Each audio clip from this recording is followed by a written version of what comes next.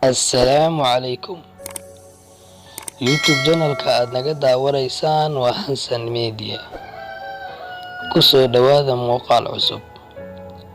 Maanta waxaan idiin wadaa xigmado jacayl oo xul ah.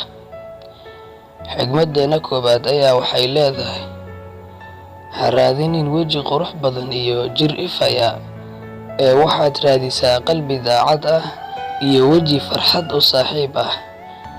Xigmaddeena labaad ayaa waxay leedahay: lamaanahaaga waa midka kugu sokeeya dadka. Ha ka dhiganin shisheeye aad shalay jacayl ku kulanteen.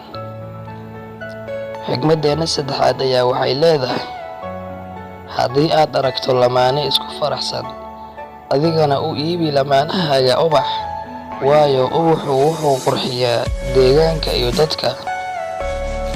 Xigmaddeena afaraad ayaa waxay leedahay: dhunkashada aad la wadaagayso xaaskaaga marka aad guriga ka baxayso iyo marka aad guriga soo galayso waxa ay dhisaysaa